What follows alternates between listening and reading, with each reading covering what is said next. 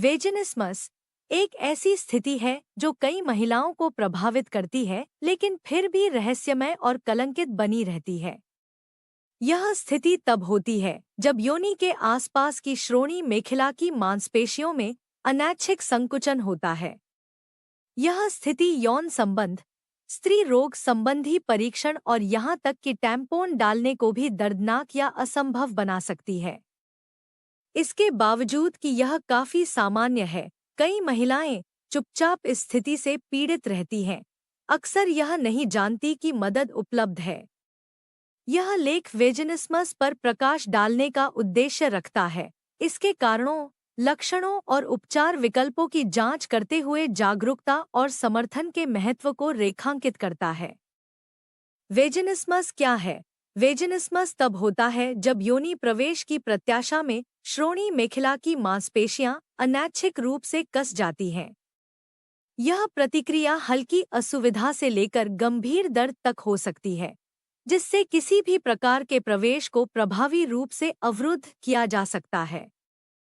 यह स्थिति प्राथमिक प्रवेश के पहले प्रयास से मौजूद या माध्यमिक सामान्य यौन कार्य के एक अवधि के बाद विकसित होने वाली हो सकती है। वेजिनिस्मस के कारण, वेजिनिस्मस का सटीक कारण जटिल और बहुपक्षीय हो सकता है। अक्सर इसमें शारीरिक, मनोवैज्ञानिक और भावनात्मक कारकों का संयोजन होता है। कुछ सामान्य कारण शामिल हैं: आघात या दुरुपयोग, यौन दुरुपयोग, बलात्कार या किसी भी दर्दनाक घटना के पिछले अनुभव वेजिनिस्मस का कारण बन सकते हैं। चिंता और डर, दर्द का डर, नकारात्मक यौन अनुभव या यौन प्रदर्शन के बारे में चिंता इस स्थिति को ट्रिगर कर सकती है। चिकित्सीय स्थितियां, संक्रमण, हार्मोनल परिवर्तन या अन्य स्त्री रोग संबंधी समस्याएं वेजिनिस्मस के विकास में योगदान कर सकती हैं। मनोवैज्ञानिक कारक, तनाव, संबंध समस्याएं या गहरे बैठे भावनात्मक संघर्ष भी महत्वपूर्ण भूमिका निभा सकते हैं। वेजिनिस्मस के लक्षण। वेजिनिस्मस का मुख्य लक्षण योनि मांसपेशियों का अनैच्छिक कसाव है, जिससे प्रवेश के प्रयास के दौरान दर्द होता है। अन्य लक्षणों में शामिल हो सकते हैं यौन संबंध के दौरान जलन या चुभन की भावना, टैम्पोन डालने में कठिनाई, स्त्री रोग संबंधी परीक्षण के दौरान दर्द, योनि प्रवेश से संबंधित डर या चिंता। वेजिनिस्मस का निदान। वेजिनिस्मस का निदान आमतौर पर एक व्यापक चिकित्सा और मनोवैज्ञानिक मूल्यांकन शामिल करता है। एक स्वास्थ्य सेवा प्रदाता अन्य चिकित्सा स्थितियों को बहाल करने और मांसपेशी संकुचन की गंभीरता का आकलन करने के लिए योनि की जांच सकती है।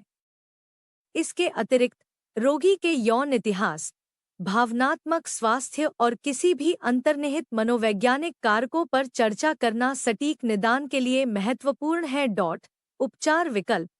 सौभाग्य से वेजिनिस्मस का इलाज संभव है और सही दृष्टिकोण के साथ कई महिलाएं दर्दमुक्त, संतोषजनक यौन जीवन प्राप्त कर सकती हैं। उपचार विकल्पों में शामिल हैं पेल्विक फ्लोर थेरेपी, श्रोणि मंजिल की मांसपेशियों को आराम और मजबूत करने के उद्देश्य से भौतिक चिकित्सा अत्यधिक प्रभावी हो सकती है। तकनीकों में व्यायाम, बायोफीडबैक और मैनुअल थेरेपी शामिल हो सकते हैं। परामर्श और मनोचिकित्सा।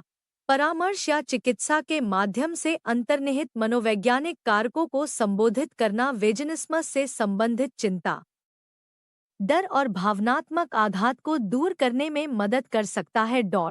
डायलेटर्स। योनि के डायलेटर्स, जो आकार में धीरे धीरे बढ़ते हैं, योनि की मांसपेशियों को संवेदनहीन करने और अनैच्छिक संकुचन को कम करने में मदद कर सकते हैं। दवाइयाँ। कुछ मामलों में दर्द को प्रबंधित करने और उपचार को सुविधाजनक बनाने के लिए मांसपेशी शिथिलक या सामयिक संवेदन शून्य दवाएं निर्धारित की जा सकती हैं। जागरूकता और समर्थन का महत्व। वेजिनिस्मस के बारे में जागरूकता बढ़ाना चुप्पी और कलंक के चक्र को तोड़ने के लिए आवश्यक है। लक्षणों का अनुभव करने वाली महिलाओं को बिना शर्मिंदगी या संकोच के मदद लेने के लिए सशक्त महसूस करना चाहिए। साथ ही मित्रों और स्वास्थ्य सेवा प्रदाताओं से समर्थन प्राप्त करना इलाज की यात्रा में एक महत्वपूर्ण अंतर ला सकता है।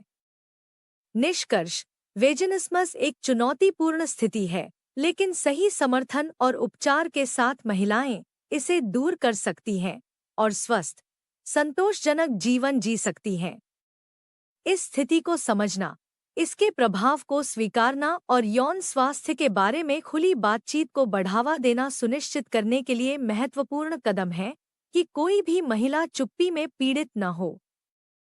यदि आप या आपके किसी जानने वाले को वेजिनिस्मस के लक्षणों का अनुभव हो रहा है, तो मार्गदर्शन और समर्थन के लिए किसी स्वास्थ्य सेवा पेशेवर से संपर्क करें। याद रखें, मदद उपलब्ध है और इलाज संभव है। कृपया इस लेख को साझा करें ताकि वेजिनिस्मस से जूझ रही महिलाओं के बारे में जागरूकता फैलाई जा सके और समर्थन दिया जा सके। आइए मिलकर चुप्पी तोड़ें और एक अधिक समझदार और दयालु दुनिया को बढ़ावा दें।